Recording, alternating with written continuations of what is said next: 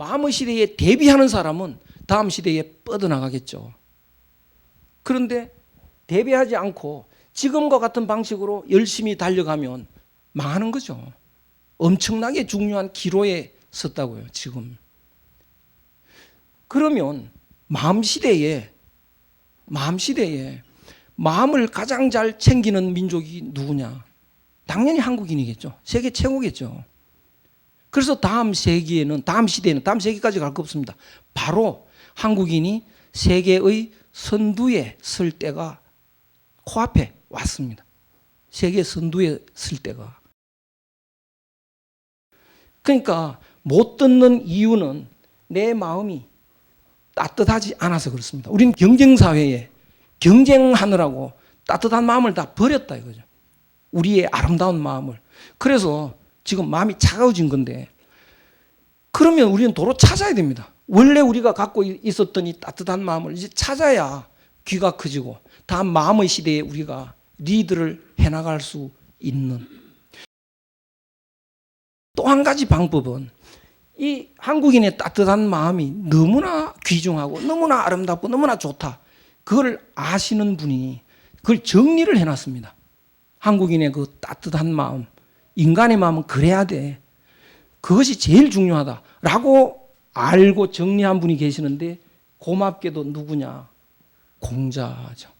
그분이 정리한 한국인의 따뜻한 마음이 뭐냐? 인입니다. 그러니까 공자의 인사상은 중국 사상이 아닙니다. 너무 이해하기 쉽습니다. 우리 민족이 갖고 있는 따뜻한 마음, 그거 인인 거죠. 그거 인입니다. 우리 민족이 마음의 시대에 대비해서 잃었던 우리 마음을 회복하는 제일 빠른 방법은 뭐냐? 논어 읽는 거죠. 논어 읽는. 그래서 이 논어 읽기라는 건 엄청나게 중요한.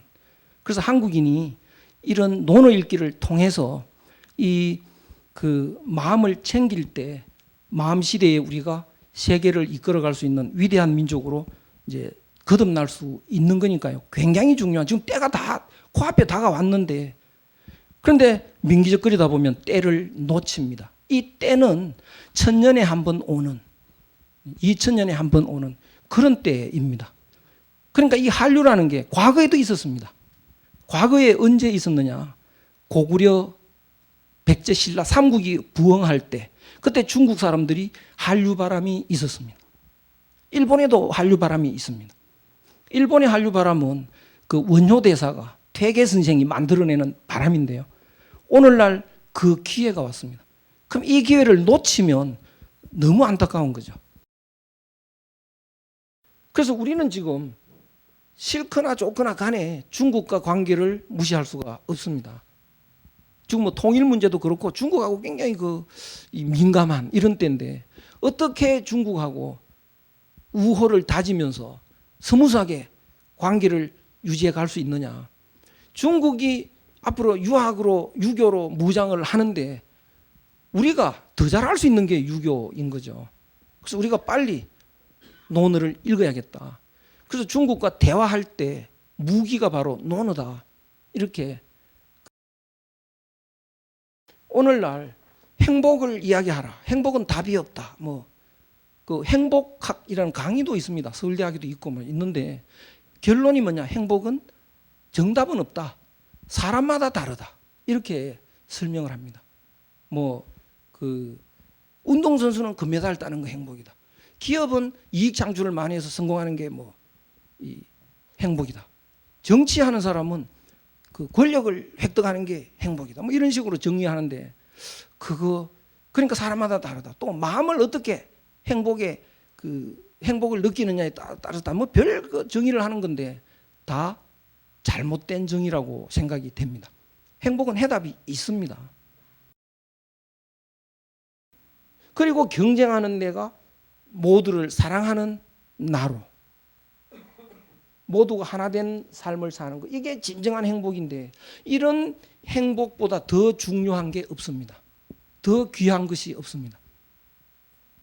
이런 행복을 우리는 놓아두고 어떻게 태어난 난데 그냥 대충 착각 속에서 헤매다가 한평생 허송세월할 수는 없는 거다.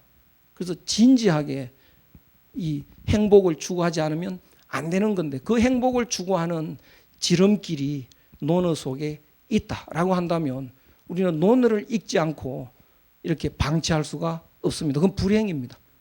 그렇다면 논어를 읽는다는 것은 행복으로 가는 길이고 기쁨의 길이죠. 그래서 논어 첫 장에 하기 시섭지 불역 여로 기쁘지 않느냐, 이보다 더 기쁜 일은 없다라고 말하는 게 바로 그것입니다. 그리고 논어를 쭉 읽어보면 어떤 질문을 해도 바로 그 자리에서 답이 나옵니다. 그런데 정의란 무엇인가 읽어보니까 뭐 답이 없다. 벌써 사기죠. 그렇죠. 답이 없는 문제는 없는 거죠. 모를 뿐인데 왜 답이 없다고 하는지, 자기가 모른다고 해야지. 그렇죠. 그러니까 사람들을 헷갈리게 만드는 거죠. 근데 우리는 왜 그게 자꾸 당하느냐? 기준이 없어서 그렇습니다. 누가 자기 잘났다고 떠드는데 야, 저 사람 정말 잘났나 보다. 논어 읽어보면 그 반대입니다. 그러면 잘났다고 떠들면 저것도 엉터리다. 금방 그 나오는 거죠. 그래서 이 복잡한 이 시대에 기준을 갖고 있지 않으면 어디로 흘러갈지 모릅니다. 특히 우리 젊은이들은 지금 우왕좌왕하기 때문에 정신이 없습니다. 왜 이렇게 우왕좌왕하느냐? 기준이 없으니까요. 그럼 군자와 소인은 어떤 차이가 있느냐?